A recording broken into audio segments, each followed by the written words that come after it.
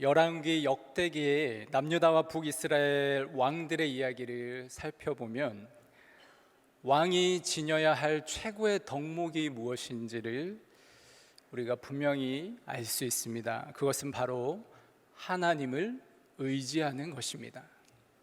수많은 전쟁을 치르고 승리를 경험한 이스라엘의 가장 위대한 왕 다윗은 이렇게 고백합니다. 내가 주를 의뢰하고 적진으로 달리며 내 하나님을 의지하고 성벽을 뛰어넘나이다. 다윗은 골리앗을 이겼을 때 그의 손에 물맷돌 몇 개밖에 쥐고 있었던 것이 없었습니다. 그러나 만군의 하나님 여호와를 의지하며 나아갔을 때 승리할 수 있었잖아요. 내 손에 무엇이 들려 있는가 보다 내가 지금 무엇을 바라보고 의지하고 있는가가 중요합니다. 가장 위대한 왕 다윗은 하나님을 의지하는 자였습니다. 여러분, 신앙생활이 무엇입니까? 저는 간단하게 이렇게 말할 수 있을 것 같아요. 신앙생활은 하나님을 의지하는 법을 배워가는 과정이다. 내가 손에 쥐고 있는 게 없어요. 힘이 없고 약해요. 그럴 때 자포자기하고 신세한탄만 할 게 아니라 하나님을 더 깊이 의지하는 겁니다. 내가 뭔가 가진 게 있고 손에 쥐는 게 있고 잘 나갈 때 그때에도 겸손히 하나님을 의지할 수 있는 것, 그것이 신앙입니다. 이스라엘의 역사를 보십시오. 비록 왕이 어리고 군대가 강하지 못해도 왕이 하나님을 힘있게 의지하였을 때 하나님이 도와주셨어요. 그러나 아무리 왕이 힘이 있고 군대가 강해도 나라가 견고히 섰다 하더라도 교만하여져서 하나님 의지하지 않고 다른 것을 찾고 구할 때 나라는 이방 나라의 손에 기울어졌습니다. 역대하 13장 18절 말씀입니다. 그때에 이스라엘 자손이 항복하고 유다 자손이 이겼으니 이는 그들이 그들의 조상들의 하나님 여호와를 의지하였습니다. 유다 왕 아비야의 작은 군대가 이스라엘 왕 여로보암의 대군을 마주합니다. 분명 유다가 약하죠. 하지만 그들이 하나님을 의지하였을 때 승리할 수 있었습니다. 역대하 14장 7절 말씀 우리 다 함께 읽겠습니다. 아사가 그의 하나님 여호와께 부르짖어 이르되 여호와여, 힘이 강한 자와 약한 자 사이에는 주밖에 도와줄 이가 없사오니 우리 하나님 여호와여, 우리를 도우소서. 우리가 주를 의지하오며 주의 이름을 의탁하옵고 이 많은 무리를 치러 왔나이다. 여호와여, 주는 우리 하나님이시오니 원하건대 사람이 주를 이기지 못하게 하옵소서 하였더니, 아사 왕은 오늘 본문에 등장하는 여호사밧 왕의 아버지입니다. 지금 구스 사람 세라가 300만의 대군을 이끌고 왔습니다. 여러분, 강한 자와 약한 자가 싸우면 강한 자가 이기는 것이 세상의 이치입니다. 그런데 하나님께는 그것이 통하지 않는 겁니다. 비록 힘이 약하지만 하나님을 의지하는 자를 승리케 하셨습니다. 여호사밧 왕 또한 하나님을 의지하는 훌륭한 왕이었습니다. 그는 무슨 일이 일어날 때마다 하나님을 찾고 구하고 하나님의 길로 행하고자 애를 썼습니다. 그는 유다 각 성읍들의 군대를 배치해서 성읍들을 견고하게 세웠어요. 특별히 주목할 것은 그의 방백들을 유다 각 성읍에 두루 보내어서 백성들에게 여호와의 율법을 가르친 것입니다. 그런데 그런 그에게도 위기가 찾아왔습니다. 모압과 암몬 자손들이 마온 사람들과 연합군을 이루어서 여호사밧을 치기 위해 온 것입니다. 수많은 군대의 큰 무리가 벌써 예루살렘과 가까운 사해바다 근처 엔게디까지 이르렀습니다. 이 소식을 들은 여호사밧의 첫 반응, 그것은 두려움이었습니다. 우리 역대하 20장 3절 말씀 함께 읽겠습니다. 여호사밧이 두려워하여 여호와께로 낯을 향하고 간구하고 온 유다 백성에게 금식하라 공포하매, 하나님을 의지하는 사람도 두려움을 느낄 때가 있습니다. 목사님들도 두려워할 때가 있겠죠. 여러분, 두려움은 모든 인간이 느끼는 부정적인 감정입니다. 성도 여러분들은 언제 두려우십니까? 천재지변, 사고와 재난, 질병, 전쟁과 같은 그런 물리적인 위험이 앞에 닥쳐왔을 때 두려워하죠. 사람들과의 관계 속에서 내가 가지고 있는 능력, 외모, 그러한 것들로 평가를 받는 자리에 있을 때 우리는 두려워합니다. 미래에 대한 불확실함과 불안 또한 우리를 두렵게 하고요. 때로는 과거에 경험한 트라우마가 현재 나에게 두려움을 불러일으키기도 합니다. 그리고 여러분 통장에 0이 찍혔을 때, 아니 마이너스일 때, 아니 빚더미에 앉게 됐을 때, 여러분 그런 경험이 있으신가요? 두렵죠. 철학자 아리스토텔레스가 그의 책 수사학에 보면 두려움을 이렇게 정의하고 있습니다. 두려움은 파괴나 고통을 야기할 임박한 위험을 생각할 때 느끼는 일종의 고통 또는 불안이다. 먼 위험이 아닙니다. 멀리 있는 위험은 두렵지 않아요. 어디에 있는 위험이요? 임박한 위험. 임박한 위험 아직 오지는 않았어요. 사고와 재난, 전쟁의 소식이 들립니다. 하지만 여전히 살아갈 삶이 우리에게는 남아 있습니다. 내 능력과 외모에 대한 평가가 있어요. 하지만 그로 인해서 나에게 어떤 결과가 올지는 아직 몰라요. 불확실하고 불안한 내 미래가 있습니다. 그러나 그것이 아직 현실이 되지는 않았습니다. 지금 당장 통장에 돈이 없어요. 비록 빚이 있지만 내 인생 아직 끝나지 않았습니다. 앞으로 어떻게 될지는 아무도 모릅니다. 이 모든 것이 아리스토텔레스가 말한 대로 아직 오지 않은 임박한 위험일 뿌리 나는 겁니다. 여호사밧의 두려움의 실체도 마찬가지입니다. 이제 곧 적들이 예루살렘에 들이닥쳐서 모든 군대와 백성을 다 죽이고 성읍을 멸하고 성을 불지를 수도 있습니다. 그러나 이 모든 일은 임박한 위험, 즉 아직 오지 않은 일이라는 거죠. 그렇습니다. 여러분, 두려움은요, 일어나지 않은 소문이 일으키는 감정입니다. 스피노자가 그의 책 에티카에서 두려움에 관해서 이렇게 얘기합니다. 두려움이란 우리가 그 결과에 대하여 어느 정도 의심하는 미래 또는 과거 사물에 관념에서 생기는 비연속적인 슬픔이다. 좀 어렵죠? 어느 정도 의심하는 미래, 임박한 위험과 같은 말이죠. 근데 그 뒤에 이어서 나오는 과거 사물의 관념에서 생기는 비연속적 슬픔이다. 이게 무슨 말입니까? 여러분, 과거에요, 내가 무슨 일을 계속 시도하고 반복적으로 시도했는데 계속 실패했습니다. 그럼 그와 비슷한 일을 앞두고 있을 때 어떤 예측이 가능합니까? 또 실패하면 어떡하나. 그게 두려움인 거예요.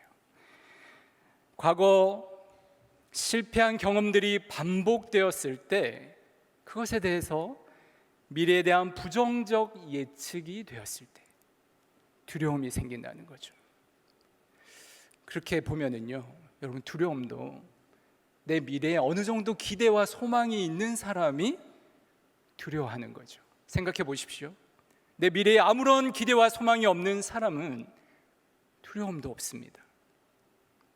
어떻게 보면 내가 지금 두려워하고 있다, 그것은 아직까지 나에게는 남은 기대와 소망이 있다는 방증일 수 있습니다.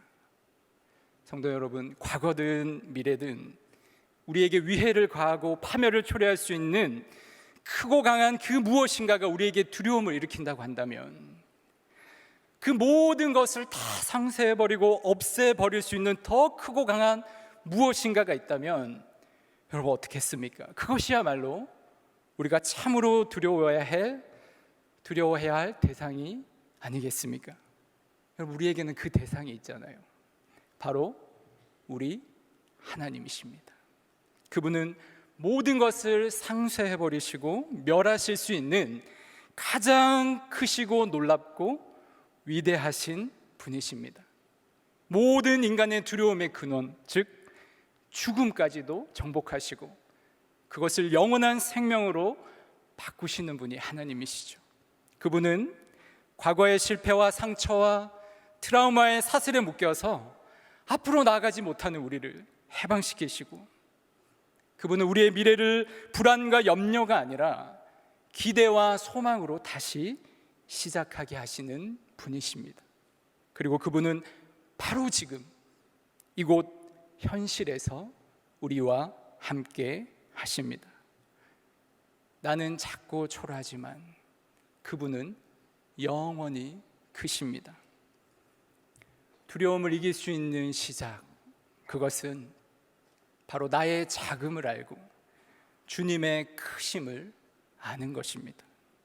여호사밧은 수많은 무리의 군대가 두려웠습니다. 그러나 그 군대보다 더 크고 강한 하나님이 계심을 알았습니다.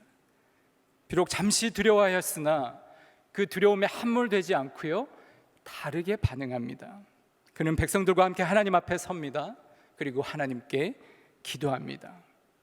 성도 여러분, 하나님을 의지하는 사람이 위기 가운데 가장 먼저 하는 일은 하나님께 기도하는 일입니다. 왜요? 하나님이 가장 강하심을 알고 내가 너무 약한 것을 알기 때문에 하나님의 도우심을 구할 수밖에 없는 것입니다. 반대로 기도하지 않는다는 것은 하나님을 의지하지 않는다는 것입니다. 오늘 여호사밧이 무엇이라고 기도합니까? 여호사밧의 기도의 내용을 보면 그 옛날 솔로몬이 성전 봉헌식 때 드린 기도에 하나님께서 응답하신 말씀, 그 하나님 말씀을 붙잡고 기도하고 있어요. 우리 역대하 20장 9절 말씀 다 함께 읽겠습니다.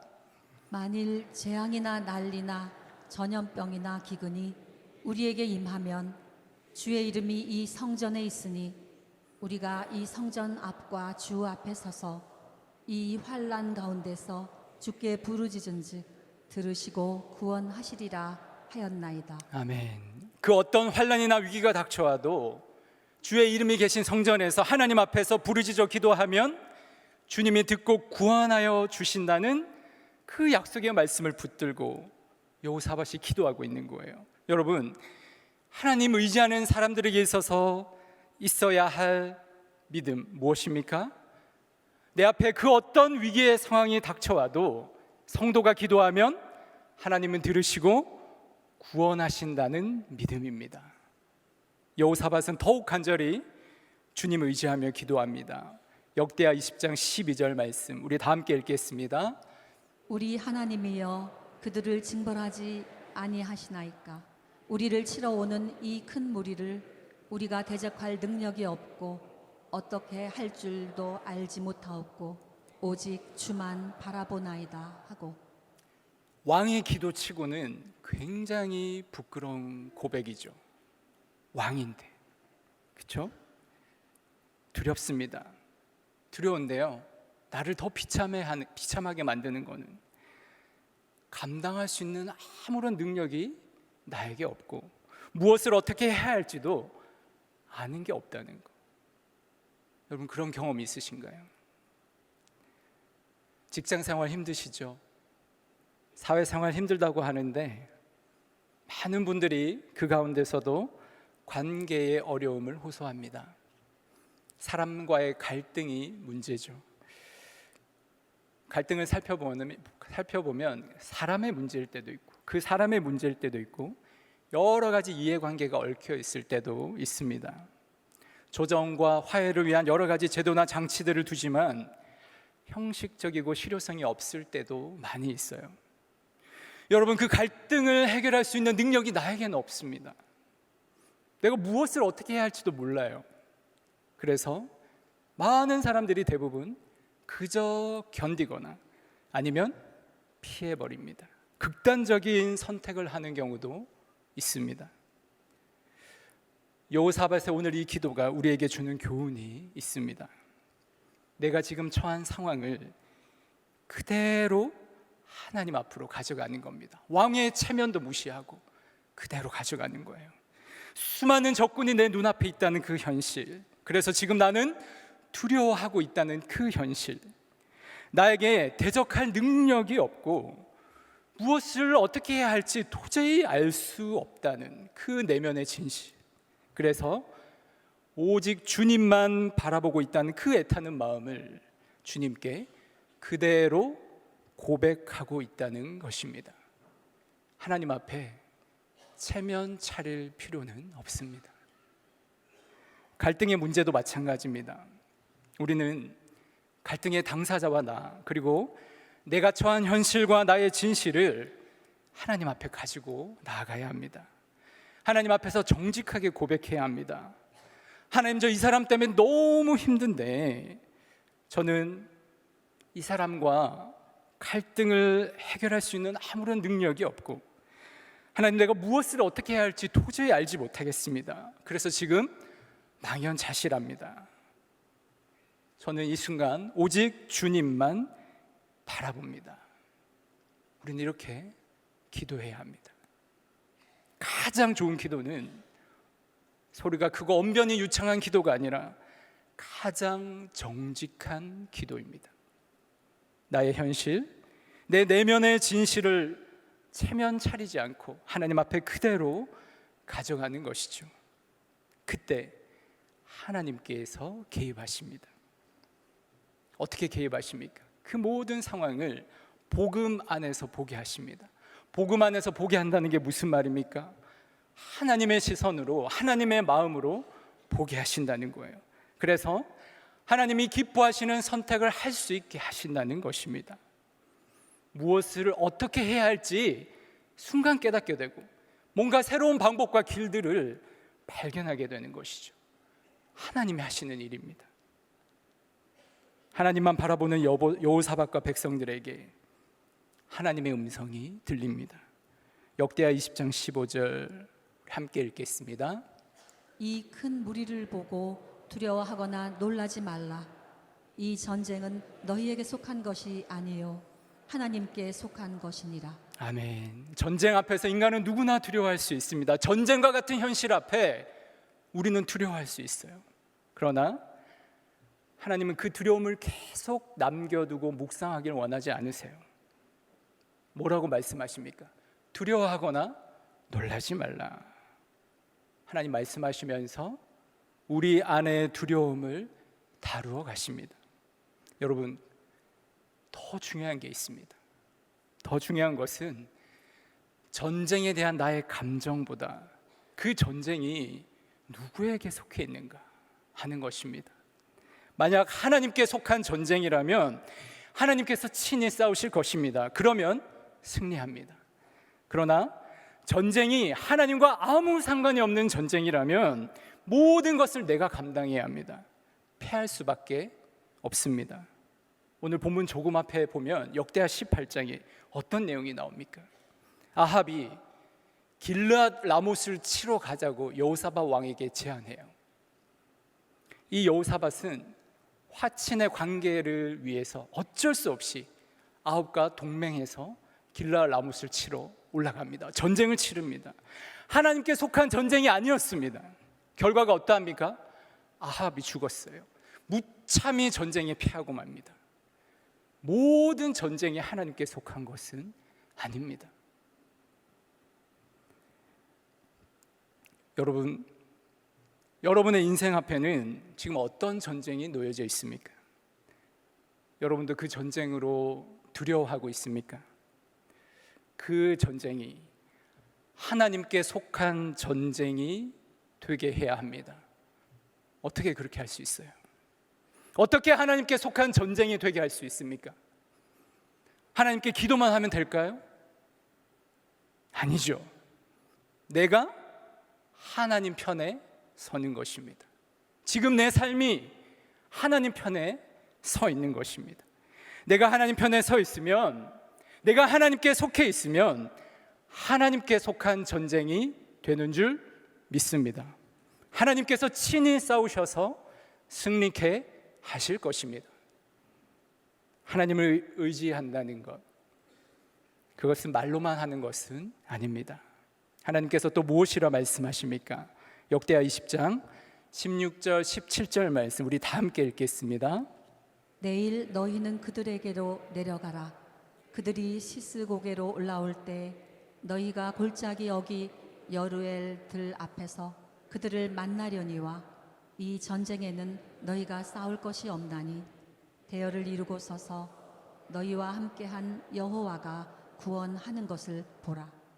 유다와 예루살렘아, 너희는 두려워하지 말며 놀라지 말고 내일 그들을 맞서 나가라. 여호와가 너희와 함께 하리라. 네, 우리가 읽은 본문에서 조금 이상한 포인트가 있습니다. 두려워하지 말고 놀라지 말라고 하셨어요. 여러분, 그러려면은 적어도 적들과는 좀 마주치지 않고 멀리 있어야 되는 거 아니겠습니까? 적들과 싸울 것도 없고 하나님이 구원하시는 것을 보라고만 하셨는데 좀 멀리 떨어져서 안전하게 봐도 되잖아요. 굳이 적들을 마주하려고 내려가서 마주 서라고 말씀하시는 이유가 뭘까요? 여러분, 적들 앞에 가까이 내려가면 무슨 일을 당할지 모릅니다. 적의 손에 쓰러지거나 죽을 수도 있어요. 그런데 두려워하지 말고 놀라지 말고 맞서 내려가라. 무슨 말씀입니까? 하나님을 의지한다는 것은 두려움을 넘어서 믿음을 가지고 오늘 한 걸음 내딛는 것을 의미합니다. 전쟁이 하나님께 속한 것이고 하나님께서 친히 싸우시고 승리해 주실 것이지만 내가 해야 할 일이 있다는 거예요. 믿음으로 용기를 가지고 오늘 다시 한 걸음을 내딛는 것입니다. 그거는 하나님이 대신해 줄 수 없습니다. 내가 해야 합니다. 의지한다는 것, 그것은 아무것도 하지 않는다는 말이 아닙니다. 주님이 나와 함께 하심을 믿으며 오늘 하루 또다시 내 인생 여정에 새로운 한 걸음을 내딛는 것입니다. 때로는 낭떠러지를 떨어질 것 같이 죽을 것 같아도 죽지 않습니다. 왜요? 하나님이 나를 받쳐주시기 때문에. 언젠가 청년들에게 전한 한 설교자의 말씀이 인상적이어서 메모를 해두었습니다. 청년 여러분, 지금 절망 속에서 허우적거리고 있습니까? 이 절망을 돌파하는 신앙을 갖는 것이 세속적으로 출세하고 성공하는 것보다 훨씬 더 중요합니다. 정말로 필요한 것은 한 번에 고등고시를 합격하는 것이 아니라 고시에 합격하지 못했을 때라도 다시 재기할 수 있는 복원력을 갖추는 것입니다. 실망하는 마음을 다스릴 수 있는 능력이 곧바로 이기는 자나 성공한 자가 되는 것보다 더 위대한 능력입니다. 정말 중요한 것은 1등하는 것이 아니라 실망스러운 등수를 받았을 때 찾아오는 허탈감을 달랠 줄 아는 능력을 갖는 것입니다. 대학에 입학하자마자 캠퍼스 커플이 되는 것이 중요한 게 아니라 바람 맞고도 자살하지 않으며 수없이 차이고도 다음날 학교에 갈 수 있는 강고한 정신이 필요합니다. 107번째 이력서를 넣어 퇴짜를 맞고 108번째 이력서를 쓰면서도 하염없이 내리는 가을비를 웃으며 음미할 수 있는 강한 정신이 필요합니다. 성도 여러분, 무슨 일을 당할지라도 하늘은 열려 있습니다. 하늘의 열림을 경험함으로 이 땅의 절망을 초극하는 사람, 비록 땅에서는 조금 잃어도 하늘에서 얻는 사람, 하늘만큼은 여전히 열려 있음을 알고 새로운 희망을 안고 또다시 한 걸음 또 한 걸음 내딛는 사람, 저와 여러분이 그런 사람 되기를 소망합니다. 제가 두바이에서 사역한 적이 있는데요, 두바이에서 사역할 때 참 감사했던 것은 여러 선교사님들과 만나서 함께 교제할 수 있었던 것입니다. 선교지의 상황은 굉장히 열악합니다. 코로나를 지나면서 더 그렇게 됐겠죠. 눈에 보이는 실제 전쟁이 있고 눈에 보이지 않지만 싸워야 할 수많은 영적 전쟁이 있습니다. 일상생활의 어려움도 있고요. 실제로 목숨의 위협을 받을 때도 있습니다. 이 선교사님들이 아프리카나 중동 그 오지에서 사역하시다가 오랫동안 사역하시다가 잠시 두바이 같은 이 국제적인 도시에 나와서 쉬실 때가 있어요. 좀 편안하게 누릴 거 다 누리고 좀 쉬시다 보면 선교사님들이 솔직하게 그런 마음이 들 때도 있대요. 이제 그만 한국으로 돌아갈까? 한국은 너무 살기 편하잖아요. 여러분, 한국 가도 아무도 뭐라고 하지 않습니다. 그런데 그 선교사님들 저에게 다시 이런 메시지를 남기고 다시 그 땅으로 돌아갑니다. 여전히 위험이 있고 영적 전쟁이 있지만 하나님이 부르신 곳이라면 하나님이 나와 함께 하시기에 다시 그곳으로 들어갑니다. 선교사님들이 남긴 메시지예요. 선교사님들이 두바이에서 예배할 때 참 많이 은혜를 받는 찬양이 있습니다. 여러분도 잘 아시는 하나님의 은혜라는 찬양인데요, 그 찬양 중에 이런 가사가 있죠. 한량 없는 은혜, 갚을 수 없는 은혜, 내 삶을 애워싸는 하나님의 은혜, 나 주저함 없이 그 땅을 밟음도 나를 붙드시는 하나님의 은혜. 여러분, 삶이 힘겨워도 두려운 일이 있어도 우리에게는 변함이 없는 하나님의 은혜가 우리의 삶을 붙들고 계시기에 여전히 또다시 그 땅을 밟을 수 있음을 믿습니다.